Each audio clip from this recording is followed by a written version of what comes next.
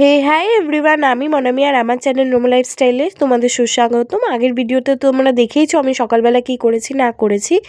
তখন আমি মশলাপাতি গোছাচ্ছিলাম, আর মশলাপাতি গোছানোর পরে রেডি হয়ে নিয়েছিলাম বাজার যাওয়ার উদ্দেশ্যে। এবার যেহেতু অনেকটা বড় ভিডিও হয়েছে, সেই কারণে একটা ভিডিওতে দেওয়া পসিবল না বলে আমি দুভাগে ভাগ করে দিয়েছি। তো রেডি হয়ে যাওয়ার পর বেরিয়ে গেছিলাম। আমি আমার দিদুনের সাথেই গেছিলাম বাজারে, কিন্তু দিদুন যেহেতু খুব একটা পছন্দ করে না মানে নিজের ফেস দেখানো, সেই কারণে আর দেখাতে পারিনি। আর এখানে দেখো চলে এসেছি আমাদের শ্যামনগর ঝাউতলা বাজারে। এখানে কিনতে এসেছিলাম মেনলি চিকেন, যেটা রাত্রে আর কি বানাবো, সেই কারণে এখনই কিনে নিচ্ছিলাম সকালবেলার দিকে।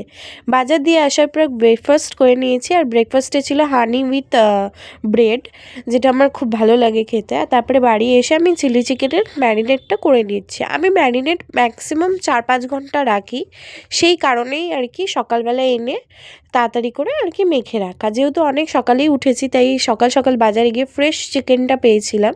আর আমার দিদুন বাড়ি থেকে হাই রোড খুব একটা দূরে না, একদমই পাশে বলতে গেলে। আর যদি একটু সকালবেলার দিকে যাওয়া যায় না, তো একদম চিকেনটা ফ্রেশ থাকে। সেই কারণেই সকাল সকাল গিয়ে সমস্তটা কিনে এনে একদম গুছিয়ে নিচ্ছি, তোমরা দেখতে পাচ্ছ হয়তো। আর সব কিছু দিয়ে মাখিয়ে নিয়েছি, আদা রসুন বাটা সমস্ত কিছু। কিন্তু এখানে আমি কোনো রেসিপি শেয়ার করিনি আজকের ভিডিওতে কোনো। দেখো এরকমভাবে মাংসটা মাখিয়ে এখন রেখে দেবো। আর মাংস মাখানোর পরে আমি স্নানে চলে গেছিলাম, স্নান থেকে এসে একেবারে লাঞ্চ করে নিয়েছি। এখানে ভাত, সবজি, ডাল, পাঁপড় ভাজা আর তেল পটল ছিল। তেল পটলটা আমিই বানিয়েছিলাম, বাট সেটার আর রেসিপির কোনো ভিডিও করিনি। আর দেখো এখানে আমি টিভি দেখতে দেখতে লাঞ্চ করে নিয়েছি। আর কালকে রাতে যে বারান্দাটা তোমাদের দেখিয়েছিলাম, যেটা আমরা বারান্দা বলি কিন্তু তোমরা হয়তো ব্যালকনি নামে পরিচিত।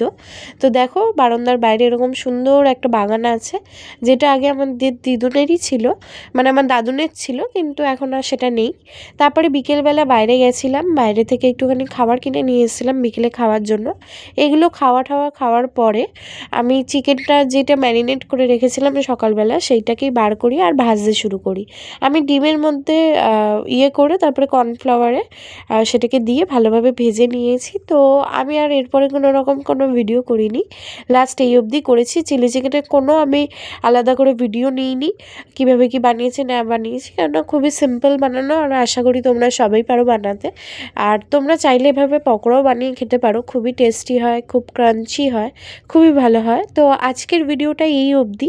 আমার ভিডিওটা তোমাদের কেমন লাগলো জানিও, আর এর আগেও ভিডিওগুলো কেমন লেগেছে না লেগেছে অবশ্যই তোমরা জানিও আমাকে। তোমাদের এনকারেজেই আমি হয়তো আরও দূর এগোতে পারবো কিংবা পৌঁছাতে পারবো।